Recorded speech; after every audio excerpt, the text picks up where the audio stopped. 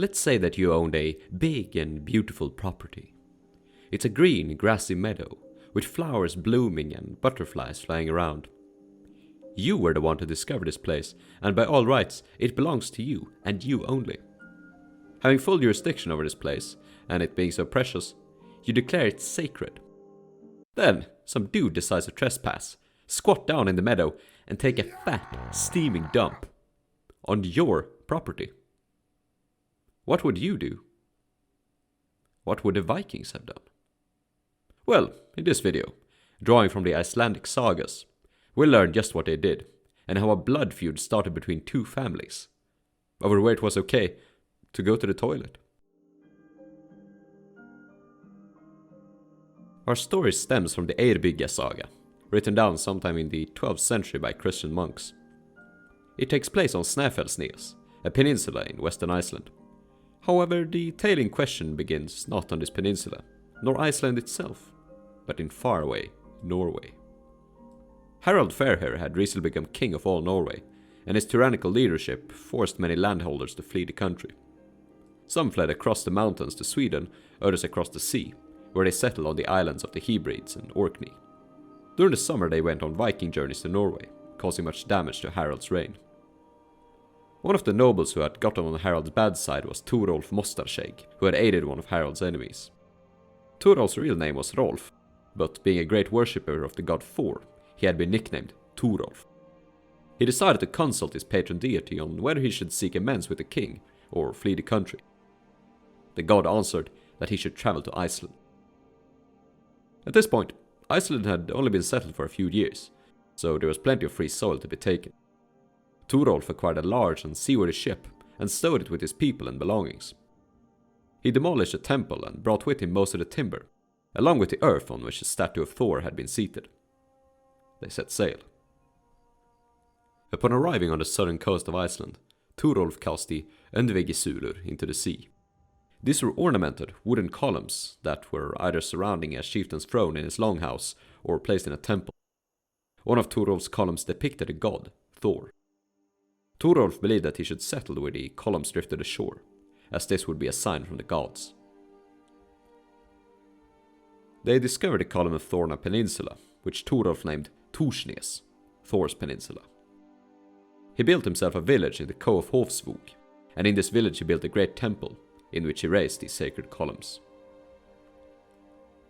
Thorolf named the highlands of Torsnes Helgafell, Sacred Mountain or Sacred Highland. He declared that no one should kill a man or animal in this place, and that no one should enter here unwashed. Thorolf believed that he and his relatives would enter this place when they died.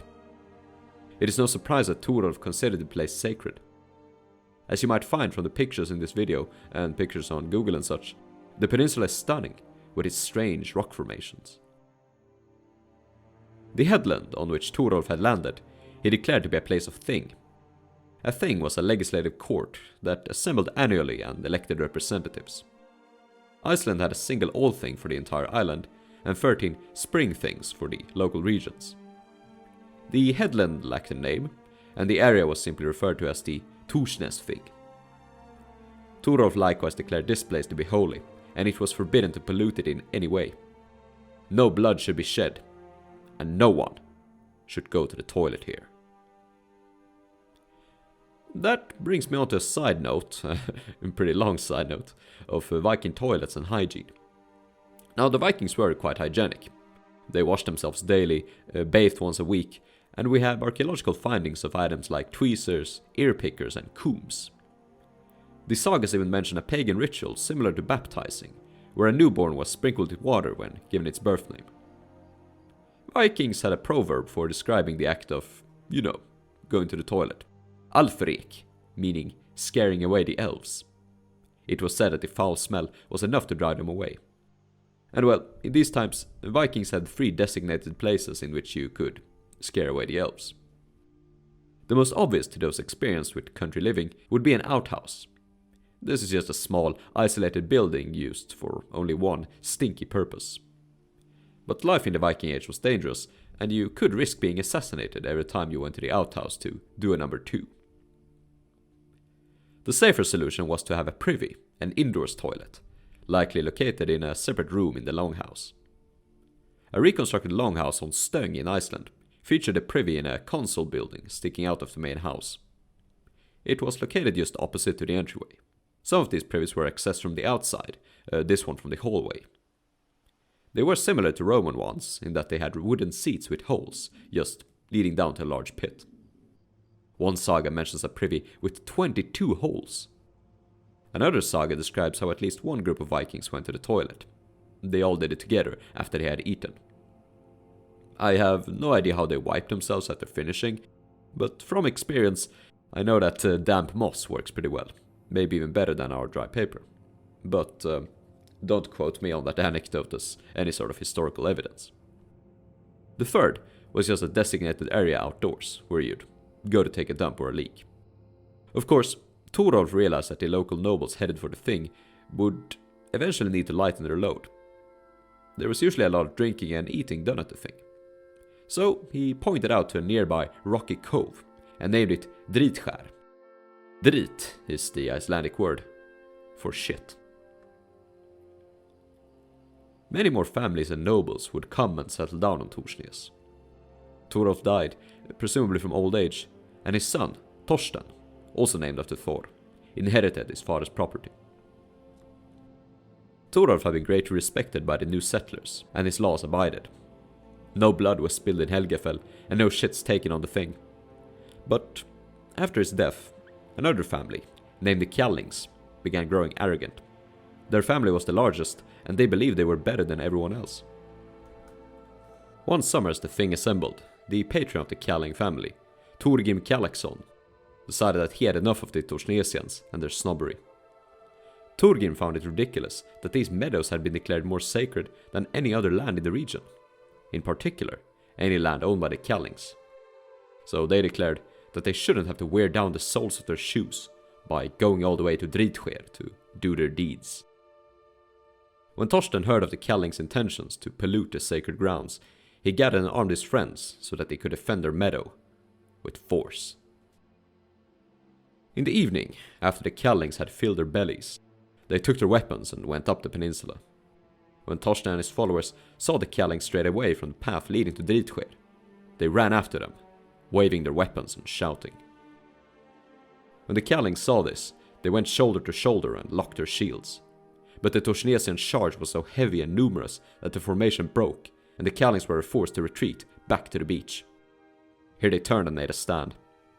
They were fewer, but made for a bold fight. Another party, the Skogstrendings, were made aware of the scrum and rushed to intervene.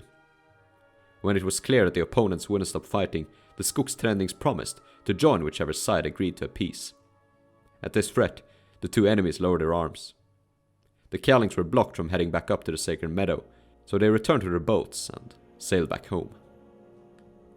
Men had been killed on both sides, but the Kjallings had seen the most casualties, and many more wounded. The sacred meadow had been well washed with blood, as had the holy beach, and no peace would come between the two factions.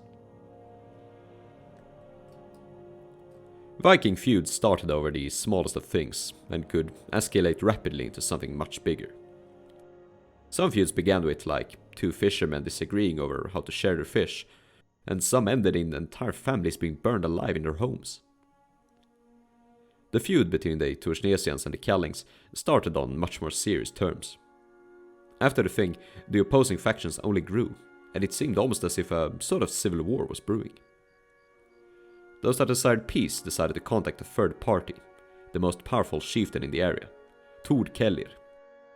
He was related to the Kjallings by blood, and had family ties to Thorsten, so he formed a good middle ground between the two. Thord Kellir gathered both families, and after a lengthy discussion, they actually managed to reach a compromise. The Kjallings demanded that they'd never be forced to do their business on Dritskär. In return, Thorsten demanded that the Kjallings would never befoul the sacred meadow. Next, the two parties discussed monetary compensation for the losses in men. Since both sides had taken casualties, it was hard to reach a conclusion. In the end, Thor declared that both sides had suffered, and that they would have to contend with their losses without any compensation. However, the sacred grounds had been defiled by bloodshed, and that the first attackers were responsible for this. Whether he meant that the Kellings were responsible, who provoked the conflict, or the Tornesians, who dealt the first blow, I don't know. Either way, Tord found it a crime against peace, and declared that no future thing could be hosted there. So, Tord declared that Torsten would have to build a new place for Thing.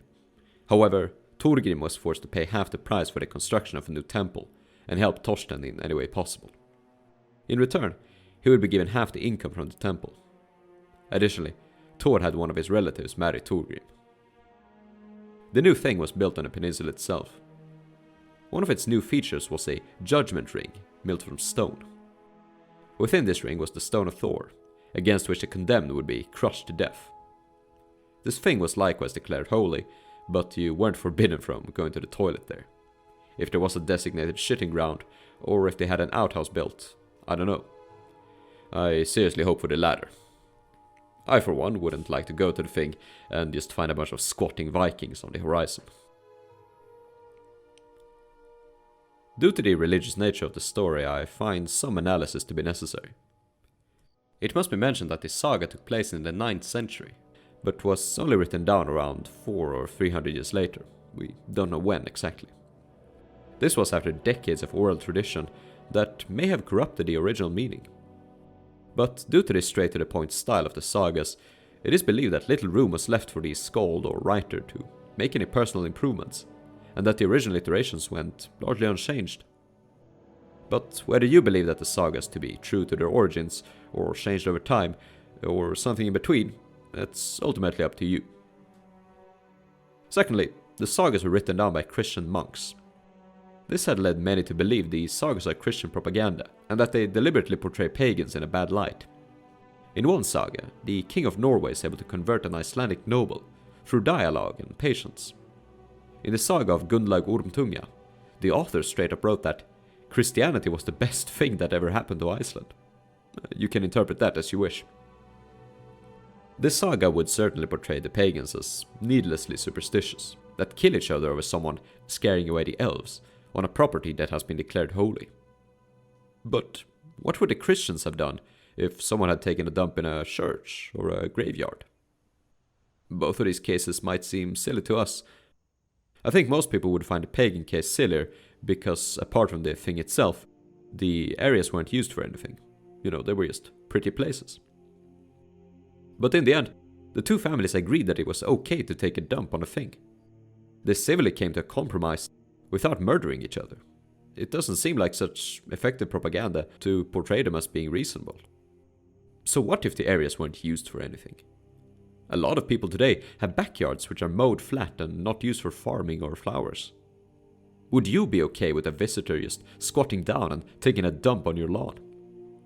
At the same time, would it be okay if you told your visitor that if he wanted to do so, he'd have to go to the toilet 2 blocks away? Maybe it would just be nicer to just let him use your toilet indoors, or an outhouse, I guess. In the end, the Vikings seem to have agreed on this.